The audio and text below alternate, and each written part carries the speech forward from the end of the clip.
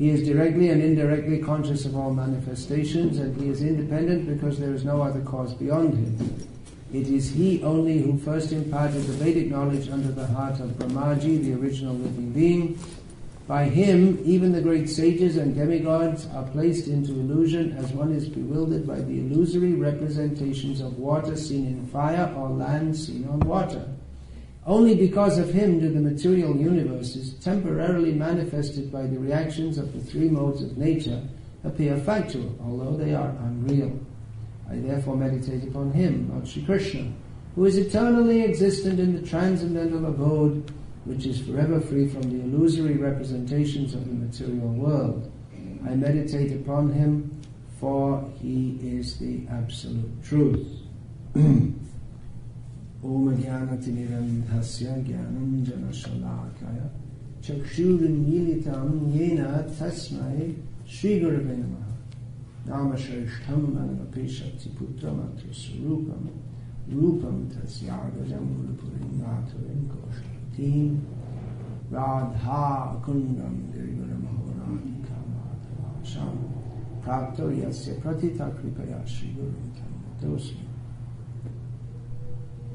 Vandeham Shri Guru Vashyataf Padakamalam Shri Guru Vaishnavamscha Shri Rupam Sarvajatam Sarvanatam Tam Sajivam Sadvaitam Savadhutam Bhavijana Sahitam Krishna Chaitanya Devam Shri Radha Krishna Padam Sahaganavamita Shri Krishna Hare Krishna Hare Krishna Krishna Krishna Hare Rama Hare Rama. Oh, bit by bit. Yeah, that the Supreme Lord is all perfect is confirmed in all Shruti mantras. It is said in the Shruti mantras that the all-perfect Lord, through a glance over matter and thus created all living beings.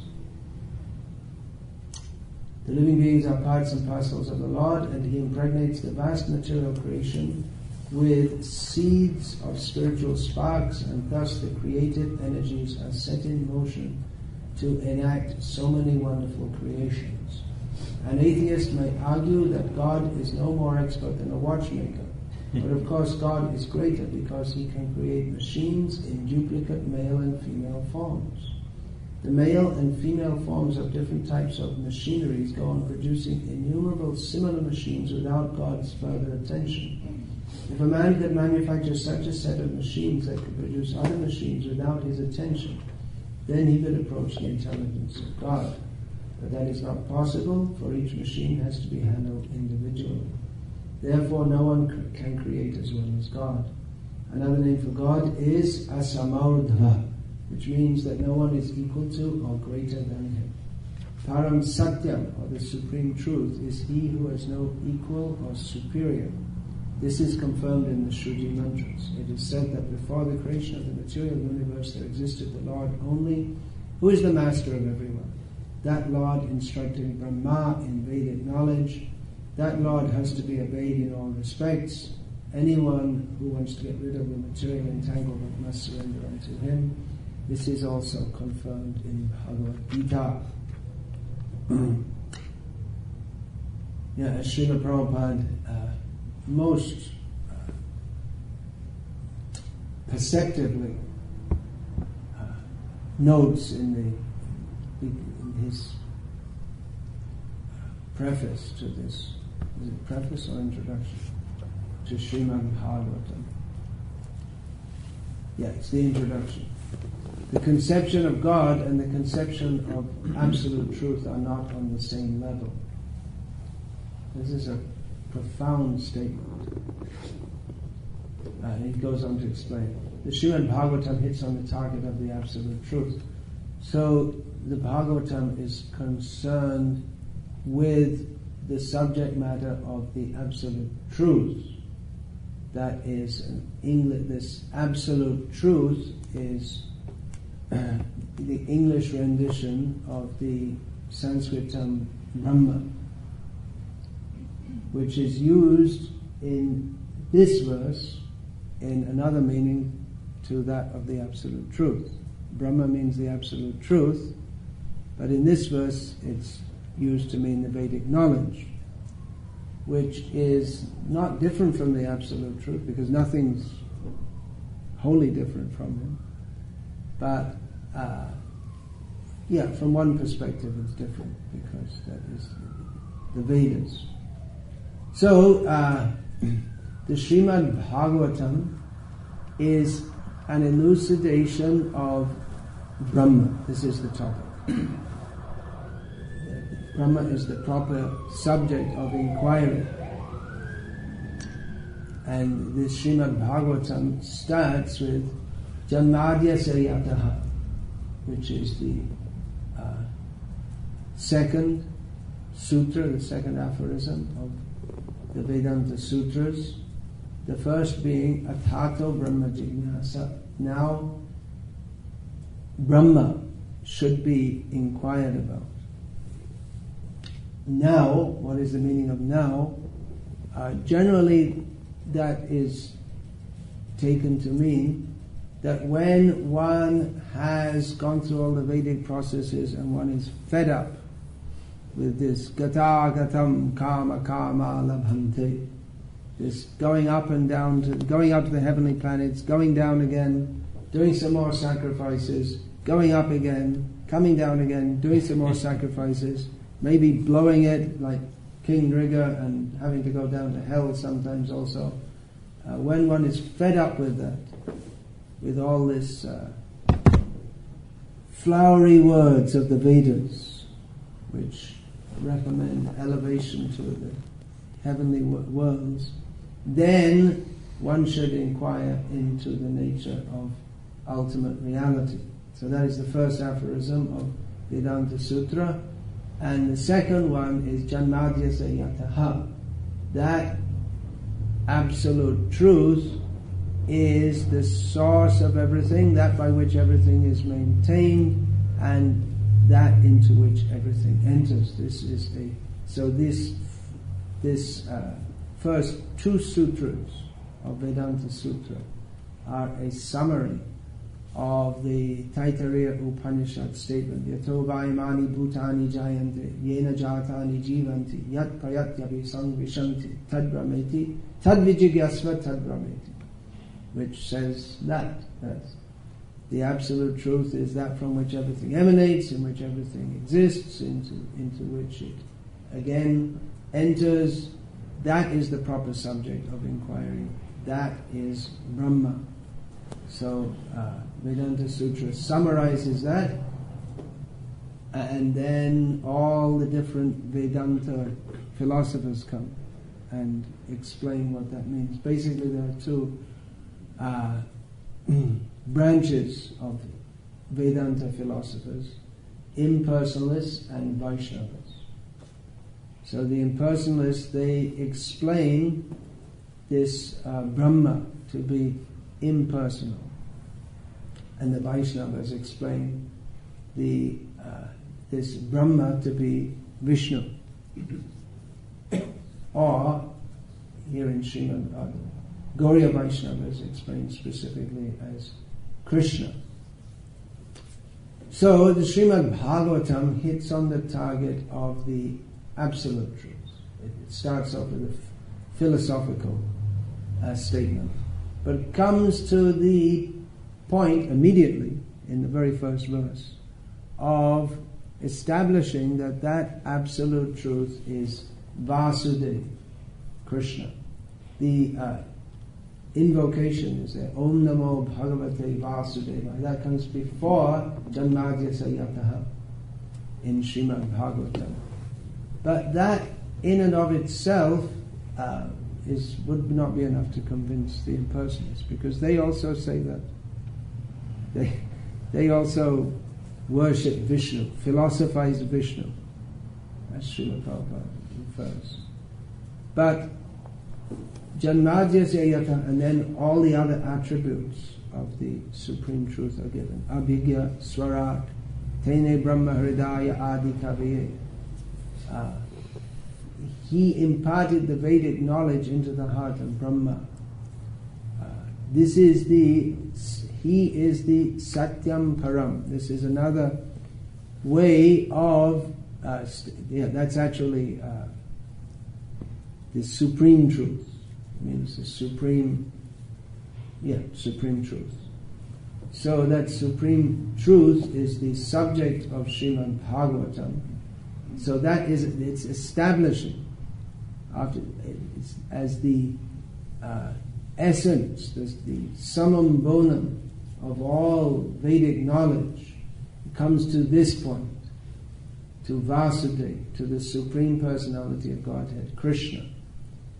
But coming to the point of Krishna, he is not simply a philosophical principle to be discussed, but he is the Supreme Person.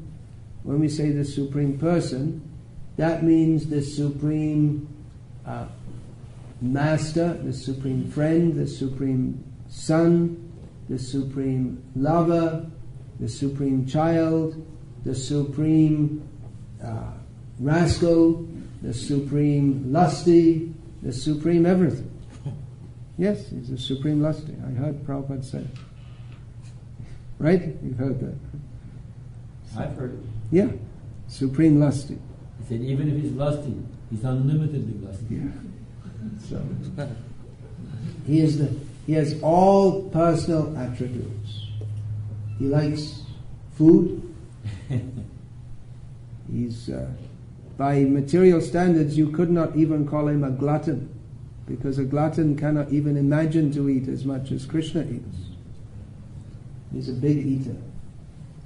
He eats all the universe. So he is the Supreme Person.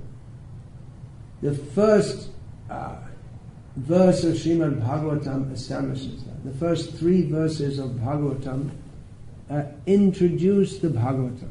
Here the first verse sets the philosophical tone, that this is an elaboration on the supreme absolute truth. But that supreme absolute truth is a person. So it is not some principle simply to be discussed, certainly to be discussed, but not only in philosophical terms. This is where the Bhagavatam, it appears to be very different in character to Vedanta Sutra, which is purely philosophical, even though it's a commentary on Vedanta Sutra by the author of the Vedanta Sutra himself. That might seem strange that the author writes a commentary on his own writings. Well, there's no harm in that, because the Vedanta Sutra itself is everything expressed in terse form, and the commentary is that explained in more elaborate form. So the terse form is useful for remembering things, getting everything right in a concise and complete manner. And then that is explained in more detail. One can remember the sutra, and then in the sutra means the aphorism, just like Janmadhyasya Yataha, that is a sutra. Atato Brahma Jignyas, that is a sutra. So these are all sutras from Vedanta Sutra. And in one sutra, one aphorism, one principle is established. So that has its purpose. And all different philosophies, Vedic philosophies, they're summarized in sutras. Thus we have Yoga Sutras of Patanjali. So, and then they're explained further. So Vyasadeva explains, and then all different commentators further explain Bhagavatam, because unlimited subject matter. And after all, tad vijigyasva, this is the proper subject of inquiry. So Bhagavatam, the first verse establishes, this is the subject of Srimad Bhagavatam. The second verse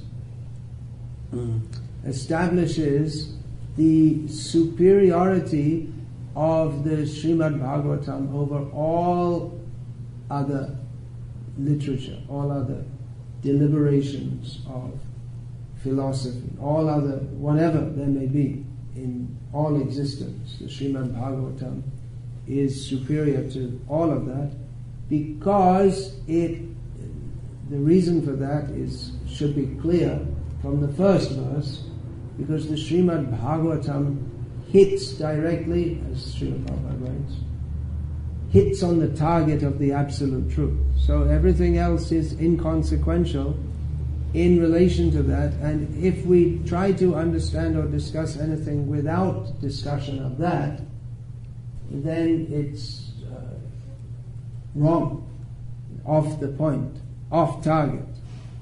So everything should be targeted on the absolute truth, and Srimad Bhagavatam directly does that.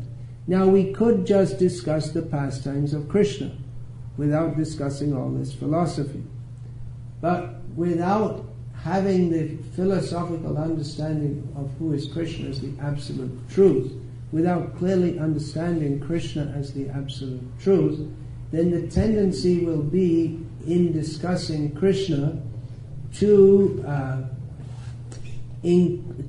presume Krishna to be another relative truth. Because our consciousness, if it's not fixed in the absolute truth, necessarily floats in the realm of the relative truth. And then when we come to discuss Krishna, the supreme lusty, because we only have experience of lust on the relative platform, that means in relation to everything that is temporary in this world, therefore we will take Krishna's pastimes to also be some manifestation of the relativity of this world. In other words, we'll take Krishna to be like us, mundane, impelled by mundane desire. So, Srimad Bhagavatam, the ultimate topic, that and the ultimate purpose is described in the third verse, which the second verse establishes the superiority of Srimad Bhagavatam and rejects all else. Anything, as is described later, that whatever is perceived without a relation to Krishna is simply an illusion. What's the next line? Tad? No, I forgot it. You forgot it too. Yeah. Right. So, what Krishna says, whatever is perceived of without a relation to me, you should know to be simply a manifestation of my illusory energy.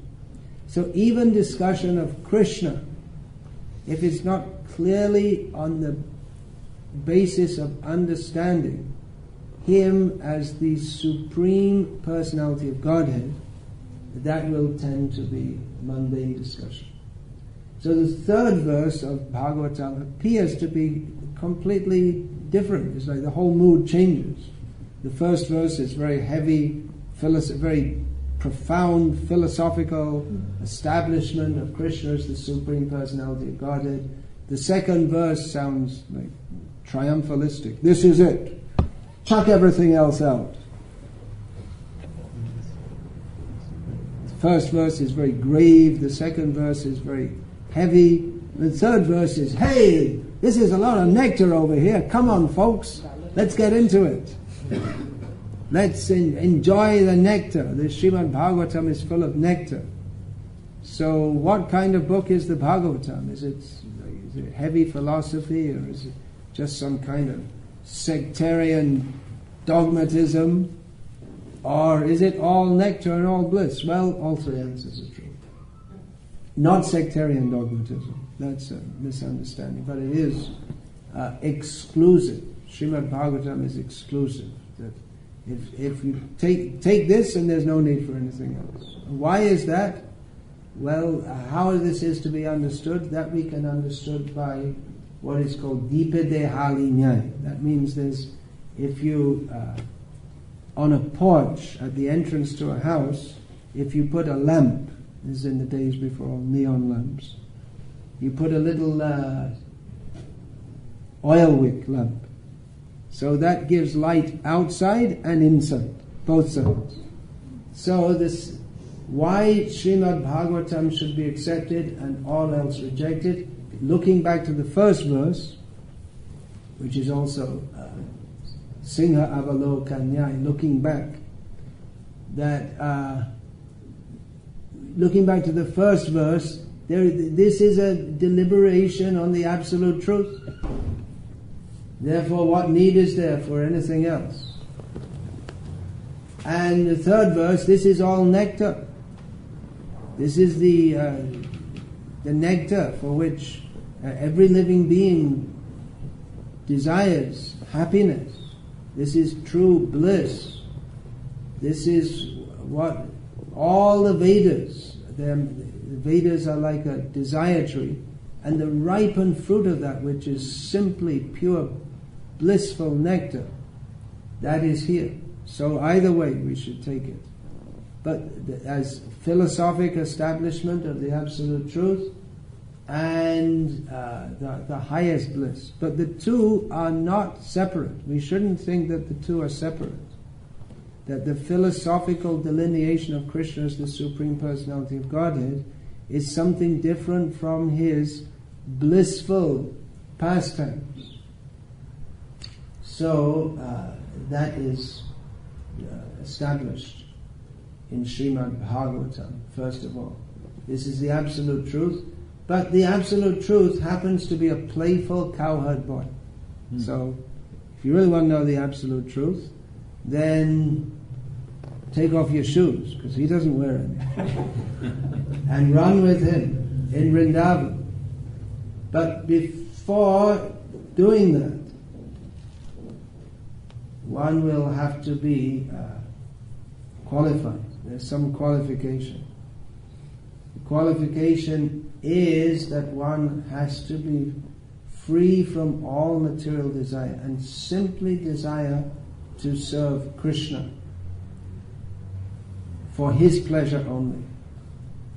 So all these subjects, why one should be completely free of material desire, that's generally stated in the Vedas,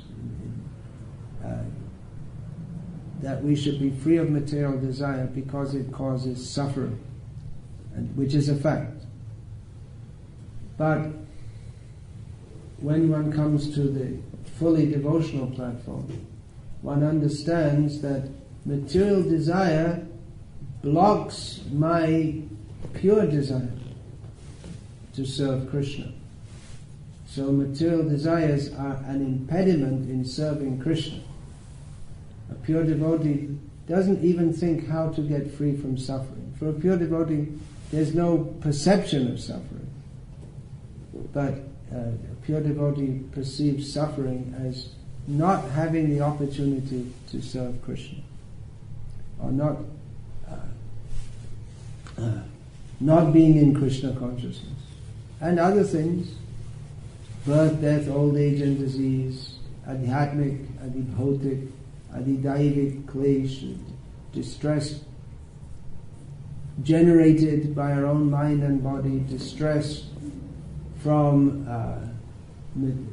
material nature ordained by the demigods, distress from other living beings.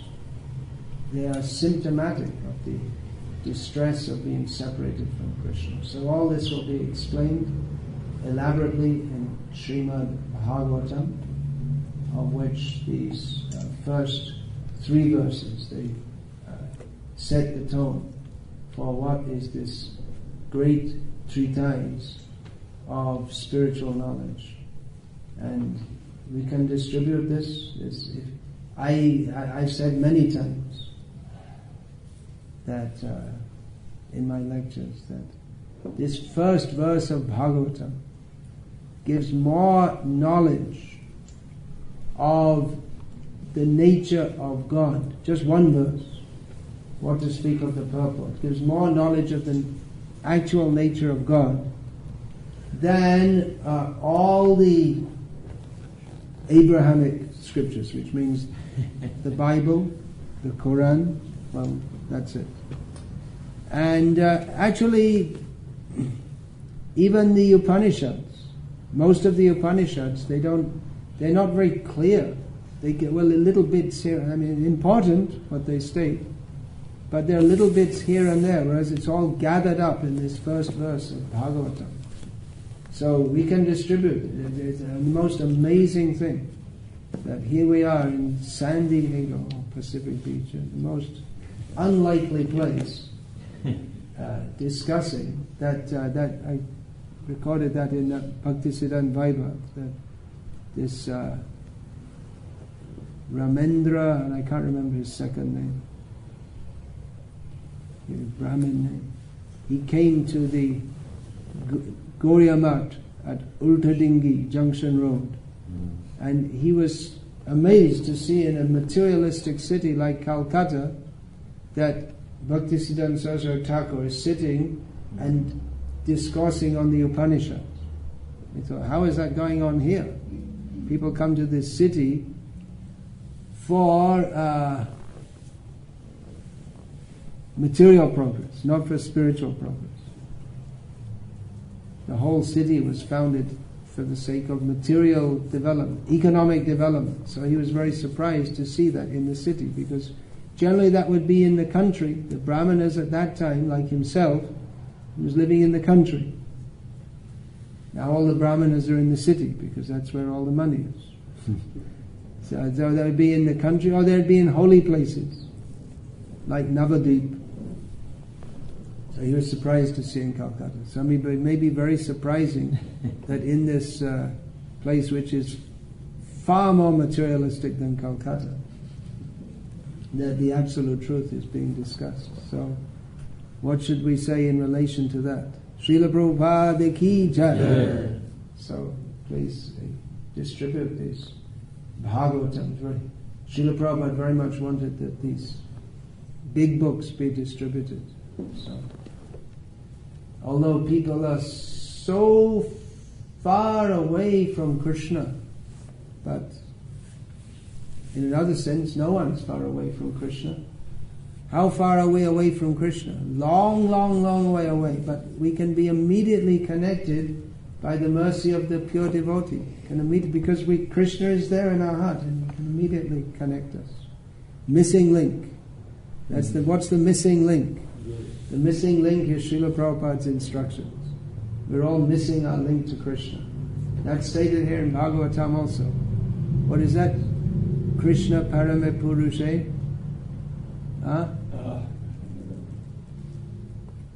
Bhaktir Utpadhyate Pungsa Shokamo Bhayavaha. Oh yeah. Anartha Pashamang Sakshad Bhakti Yoga Madhokshache. Oh, that's another verse. Lokasya Janato Vidvangs Chakre Satvata Samhita. Yeah. Yeah.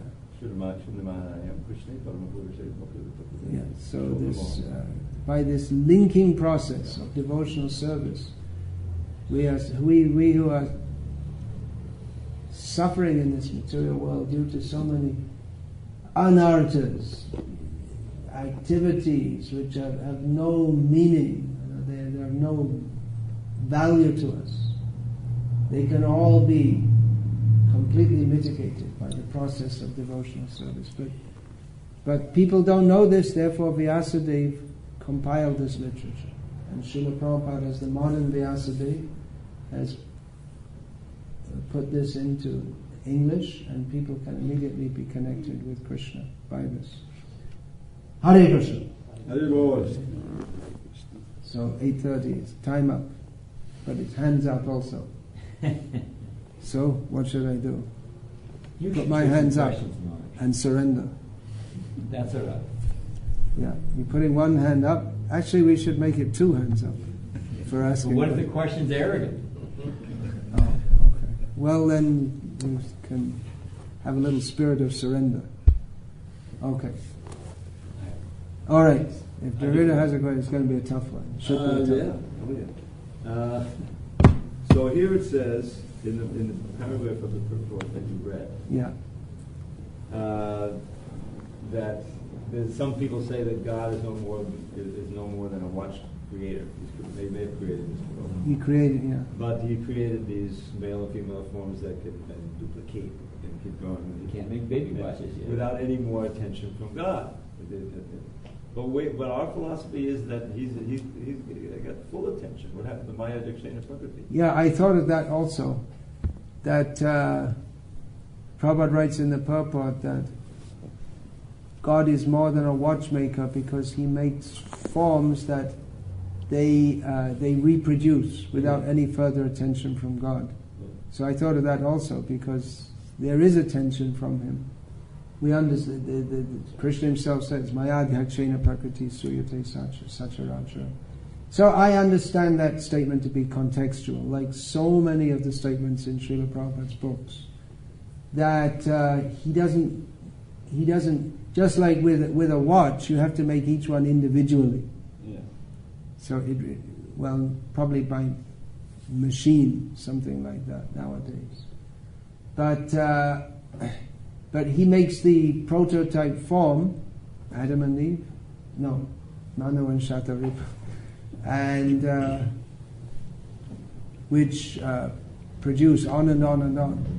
And again, different to a watch, in as much as each form of a human is, by the agency of material nature, is programmed so that each body is a repository of suffering and happiness, exactly according to the karmic reaction of the jiva who's to inhabit that body, which is a bit of an elaboration. And it goes on throughout the whole creation, once the prototype is there. And yes, his superintendence is there. But actually also that is done through his agents, through the demigods. He's there also, but as upadrashtanumanta, he's upadrashta. He sees, but he's not at some distance. Yeah, not directly involved. Certainly is unique. Yeah, I have to take from Badrinath. I would just offer, in addition, Prabhupada gives the example of an acorn, or an oak tree and a little acorn. So he uses this example again and again. And like you said, it's not that each one, Krishna's, I would just listen to tape where Prabhupada says, just as Maharaj was saying, that Prabhupada says that how Krishna is simply enjoying. The man studied all the deities in India and concluded that Krishna was God because he's just enjoying. So that's one of its features. I also think, as far as contextually, Prabhupada gives the reader some credit for having intelligence, to understand the point he's trying to make. And I also think it's a bit of flavor of Prabhupada's wry humor. Okay, fine, you made a watch, but Krishna can make watches that go on forms unlimitedly. So I think we have to take the full package. I thought it was an interesting... No, but it is interesting. I also thought of it as I was reading it, and I was going to speak on it, but then I went off on a different tangent altogether. Different subject. But Prabhupada does give the reader some intelligence credit. Yeah. Maharaj, I missed the... can you please explain the Deepa Nyaya philosophical... Oh yeah, that Deepa de Haline. Deepa means an oil lamp. Have you ever seen one of those?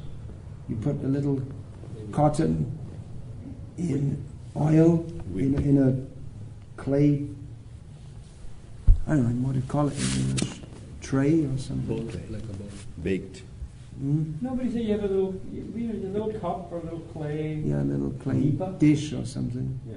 And you light that. And you put it on, just like here, if this door is open, you put it on the porch. What's that called? Threshold. So at night, that will give light outside for people who are approaching the house, and it will light the room inside also. So both directions. So I said that in relation to the second verse of Bhagavatam, which states that this is the best knowledge. nothing else is required. So why is it the best knowledge? Go both sides, first verse and third verse. The first verse establishes this is the ultimate philosophical understanding, and the third verse, see, it's on one side of the second verse, first verse and the third verse. And the third verse, because this is the highest nectar, highest bliss. So it's true for this is the highest knowledge, the highest subject on both sides. It's can be understood from both the preceding verse and the following verse.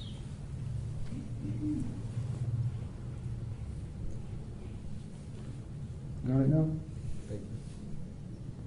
The example is easier to follow if you know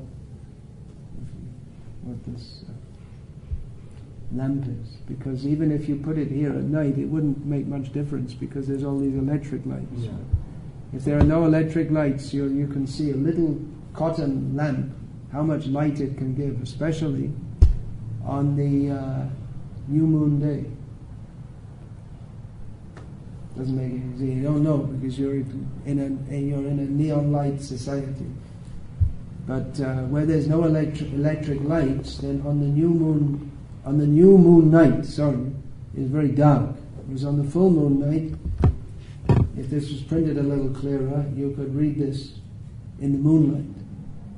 Whereas on the new moon night, that means where the moon is very thin, then you can hardly see, you can't see a hand in front of your face. But if there's a little light put, then so much illumination is there. The power of the light to illuminate is in proportion to the absence of any other light. Not difficult to understand. Pretty simple principle.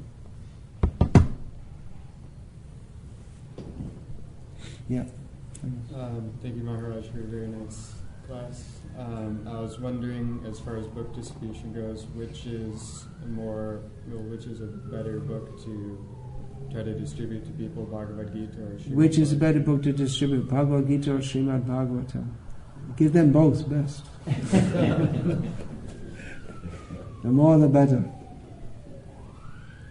They should go away with, Prabhupada said about the programs, people should come to our programs, they should go away with their hands full with books, their stomach full of prasadam, and their purse is empty. They're all good. They're all good to distribute.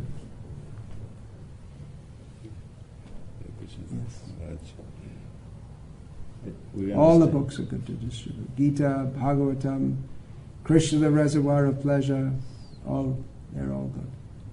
But Srila Prabhupada did at one point emphasize that he was mostly interested in distribution of big books. We understand Krishna is in Golok Vrindavan with his parents, Nanda Maharaj and Yashoda Mata. I was wondering, probably the Krishna name was probably given, although it's all attractive and all beautiful, was given by their parents. The name Krishna, well, we find in Krishna Lila described in Bhagavatam, that was given by who? Who can say? Garga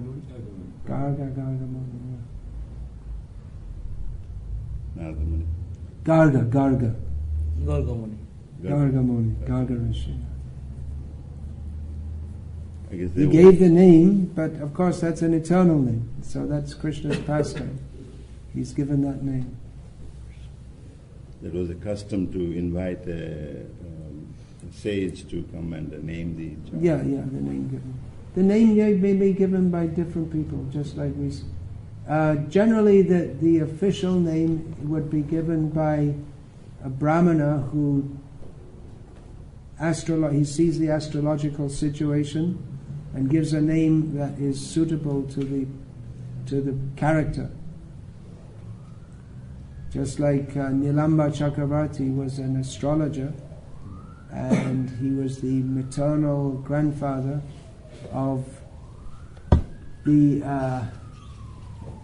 the second son who survived of Jagannath Mishra, and seeing his qualities, he named him Vishvambara. That this boy is he's competent to maintain the whole universe. So Vishvambara means the maintainer of the universe. But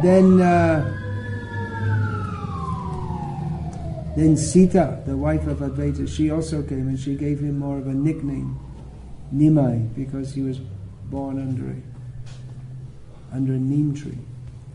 So she thought that would protect him, because most of his elder brothers had died. Yeah, you have a question? I was under the impression that the Bhagavad-gita sort of argued itself to be the supreme book, sort of. Bhagavad-gita is the supreme book, that's true. Srimad Bhagavatam is also supreme. They're non-different. What is in Bhagavad-gita concisely is in Srimad Bhagavatam, what's the word? Profusely, not profusely. Elaborately, comprehensively. Yeah. As a Sankshipt, Vistrit. How do we dispel the misconception most people have that we can read Srimad Bhagavatam only like toward the end of the life? We can read Srimad Bhagavatam toward the end of the life. The misconception people have. Well, you tell them in Kali Yuga life is very short, so as soon as you are born, it's the end of the life.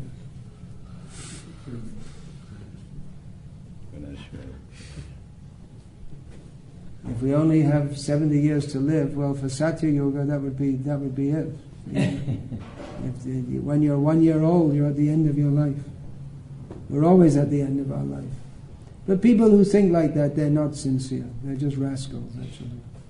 And at the end of life, they won't read Srimad Bhagavatam either. Because if you don't have a practice to do so, then how will you get, in old age, suddenly you have, after all your life being totally materialistic, how in old age are you going to have a taste for reading Srimad Bhagavatam?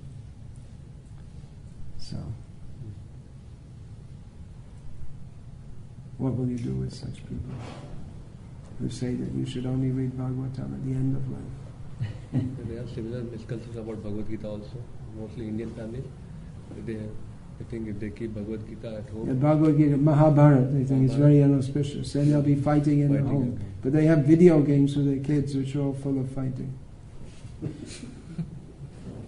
So it's simply... Hinduism is an elaborate arrangement for pretending to be pious while avoiding surrendering to Krishna. So... that's Hinduism. They make up all these things. One should study Gita, Bhagavatam, but they make up some excuse to avoid it.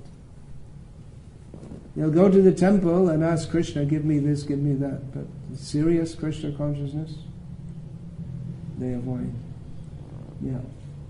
It was mentioned that there is a difference between God and the Absolute. No, it's not mentioned there's a difference between God and the Absolute Truth, but it is mentioned that people tend to think that there's a difference. But as will be explained, if you read the whole of the first paragraph of this introduction, the Absolute Truth is the Supreme Person. I'll finish it. Hare Krishna. Srimad Bhagavatam ki jai. Srila Prabhupada ki jai. Hare Krishna. Jai.